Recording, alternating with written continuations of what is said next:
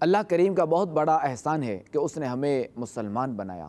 اور ہر مسلمان اللہ کریم کا محبوب اور مقرب بندہ بننا چاہتا ہے۔ اللہ کریم نے بنی آدم کو اپنا محبوب و مقرب بندہ بننے کے بہت سے ذرائع بیان فرمائے ہیں کہ جن کے ذریعے بندہ اللہ کریم کا محبوب اور مقرب بن سکتا ہے۔ ان میں سے ایک ذریعہ نفلی نمازیں بھی ہیں کہ بندہ نفلی نمازیں پڑھتا رہتا ہے یہاں تک کہ اللہ کریم اس کو اپنا محبوب اور اپنا مقرب بندہ بنا لیتا ہے۔ چنانچہ حضرت ابو ہریرہ رضی اللہ تعالیٰ عنہ سے روایت ہے کہ خاتم النبیین صلی اللہ تعالیٰ علیہ وآلہ وسلم فرماتے ہیں کہ اللہ کریم نے فرمایا، میرا بندہ نوافل کے ذریعے میرا قرب حاصل کرتے کرتے اس مقام کو پہنچ جاتا ہے کہ میں اسے اپنا محبوب بنا لیتا ہوں۔ نوافل پڑھنے والوں کے بارے میں اللہ کریم نے قرآن پاک میں ارشاد فرمایا، تَتَجَافَى جُنُوبُهُمْ عَنِ الْمَضَاجِعِ يَدْعُونَ رَبَّهُمْ خَوْفًا وَطَمَعًا وَمِمَّا رَزَقْنَاهُمْ يُنْفِقُونَ۔ ترجمہ کنزُ ایمان، ان کی کروٹیں جدا ہوتی ہیں خواب گاہوں سے اور اپنے رب کو پکارتے ہیں ڈرتے اور امید کرتے،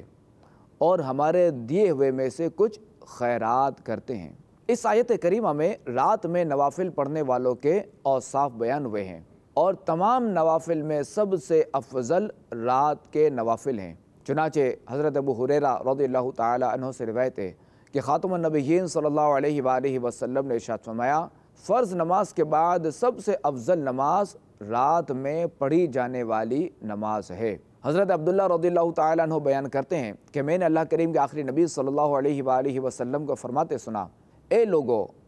سلام کو عام کرو، کھانا کھلاؤ، رشتہ داروں کے ساتھ اچھا سلوک کرو، اور جب لوگ سو رہے ہوں اس وقت نوافل ادا کرو، تم لوگ سلامتی کے ساتھ جنت میں داخل ہو جاؤ گے۔ احادیث مبارکہ میں دیگر نوافل کی بھی فضیلتیں بیان ہوئی، ان کے بارے میں بھی آئیے کچھ سنتے ہیں۔ فرمان خاتم النبیین صلی اللہ تعالی علیہ وآلہ وسلم، جو نماز فجر با جماعت ادا کرے اور پھر اللہ کا ذکر کرتا رہے یہاں تک کہ سورج بلند ہو جائے، پھر 2 رکعتیں پڑھے تو اسے پورے حج و عمرے کا ثواب ملے گا۔ حضرت ابو ہریرہ رضی اللہ تعالی عنہ سے مروی ہے کہ خاتم النبیین صلی اللہ علیہ وآلہ وسلم نے ارشاد فرمایا، جو شخص نماز فجر سے فارغ ہونے کے بعد اسی جگہ بیٹھا رہے حتیٰ کہ اشراق کے نفل پڑھ لے اور اس دوران صرف خیر ہی بولے تو اس کے گناہ بخش دیے جائیں گے، اگرچہ سمندر کے جھاگ سے بھی زیادہ ہوں۔ حضرت ابو ہریرہ رضی اللہ تعالیٰ عنہ سے روایت ہے کہ خاتم النبیین صلی اللہ علیہ وآلہ وسلم نے ارشاد فرمایا، جو چاشت کی 2 رکعتیں پابندی سے ادا کرتا رہے اس کے گناہ معاف کر دیے جاتے ہیں، اگرچہ سمندر کے جھاگ کے برابر ہوں۔ حضرت ابو ہریرہ رضی اللہ تعالیٰ عنہ سے روایت ہے کہ خاتم النبیین صلی اللہ علیہ وآلہ وسلم نے ارشاد فرمایا، جو مغرب کے بعد 6 رکعتیں اس طرح ادا کرے کہ ان کے درمیان کوئی بری بات نہ کہے تو یہ 6 رکعتیں اس کے لیے 12 سال کی عبادت کے برابر ہوں گی۔ حضرت عقبہ بن عامر رضی اللہ تعالیٰ عنہ سے روایت ہے کہ خاتم النبیین صلی اللہ علیہ وآلہ وسلم نے ارشاد فرمایا، جو شخص وضو کرے اور اچھا وضو کرے اور ظاہر و باطن کے ساتھ متوجہ ہو کر 2 رکعتیں پڑھے اس کے لیے جنت واجب ہو جاتی ہے۔